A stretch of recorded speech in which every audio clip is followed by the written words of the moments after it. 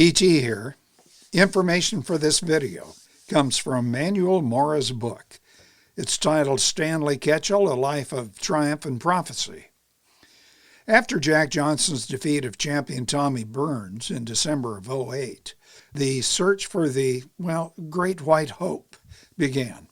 The former champion James J. Jeffries was fat and long retired, as was the only man to have knocked Johnson out, Joe Koinski, and few within the heavyweight ranks appeared likely to defeat Johnson, the new champion.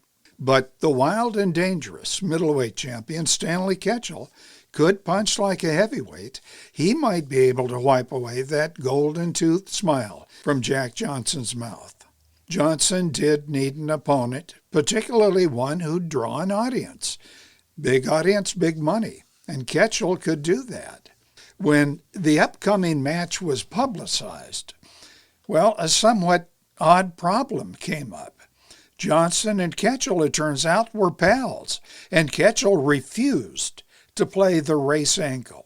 He said, "My upcoming fight with Johnson is not a white hope battle, not in my mind's eye. But if the boxing public wants it that way, then so be it. It's their problem, not mine."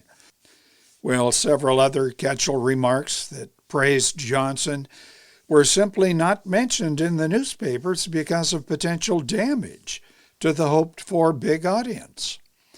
As it turned out, the audience was big, and money was to be made not just by attendees, but by Tom Edison's new Kinescope movies. They're going to be shown in theaters around the U.S. The issue to be settled was now for both Ketchel and Johnson. Would this fight be real or simply an exhibition? Now, according to everybody involved, both fighters agreed it would be an exhibition. But Ketchel took seriously his potential to take the heavyweight crown, despite his somewhat poor health and much smaller stature. And this leads to the question, and it remains unanswered today. Was Ketchel committed to that exhibition? It was supposed to go 20 rounds with no real decision. Did Ketchel double-cross Johnson, in other words, by attempting to knock him out? Johnson said after that fight, it was to be simply an exhibition, no serious punching.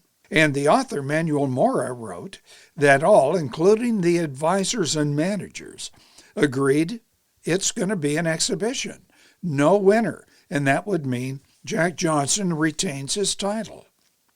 On September 25 of 1909, both fighters, Ketchel and Johnson, in front of photographers and reporters, signed the contract.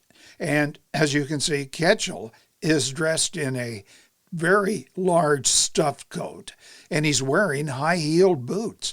That's to give the impression that he's a heavyweight.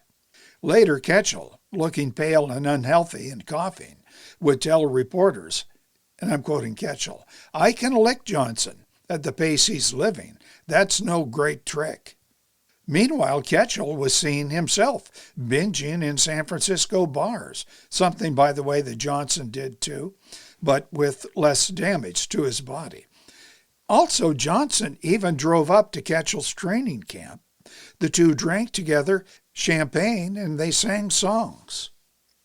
Looking at the fight, it took place outside Colma, California, September 16, 1909, a very nice, clear, warm day.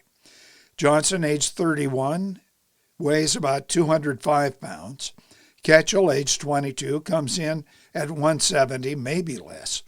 Both men shake hands. There's a photo session. Then the referee's instructions. Round one. Johnson lands a left to Ketchel's midsection. No damage. Ketchel wants Johnson to lead so he could counter.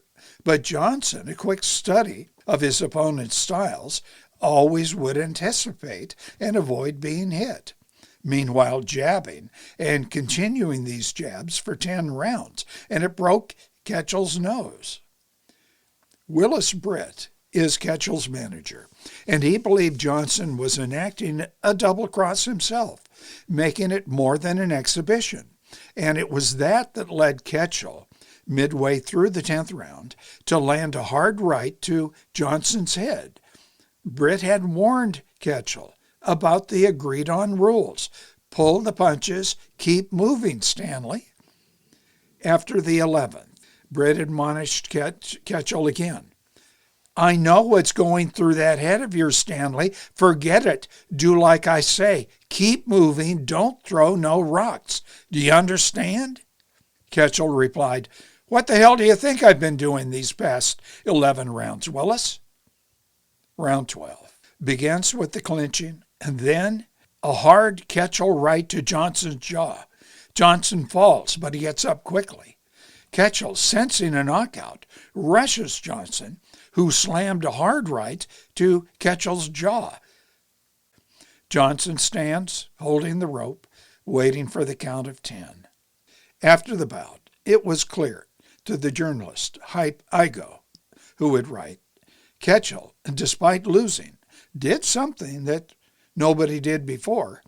He, with the power of a man 3 times his size, put the champion down. Well, to be absolutely accurate, Joe Koinski had actually knocked Johnson out earlier. Ketchel, in his dressing room, was dealing with a slashed lower lip. 2 teeth had cut through it. Those teeth, by the way, they are currently inside Jack Johnson's right glove. Johnson, always gracious, told reporters, I must say, though, that Stanley has given me a sorer chin than I ever had before. But later, after hearing that Ketchel said these words, but for that one blow, I would have beaten him. And then Ketchel also said that when he gains 30 more pounds, I'm coming back and it will be a different story. After hearing that, Johnson said, he, Stanley, crossed me, and I made him pay for it. Ketchel, after the fight, was depressed, and he continued his dissipation, moving on even to opium. He had a poor showing against Frankie Klaus. Being a newspaper decision, it meant Stanley kept his middleweight title. Then Stanley had a sort of exhibition match against Sam Langford. It was really a preliminary before a planned big money bout in San Francisco. But it never happened. Ketchel was shot to death months later on a farm near Springfield, Missouri.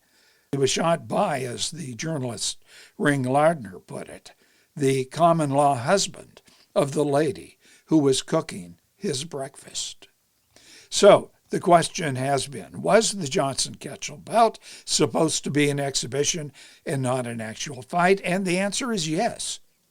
But who actually violated the understanding? Was it Ketchel, Johnson, or both? It appears that they both did violate the deal. But you may have a different opinion. If so, write it down in the comment section below. Give this video a thumb up if you enjoyed it. Subscribe and share the videos. You know the drill. Thank you.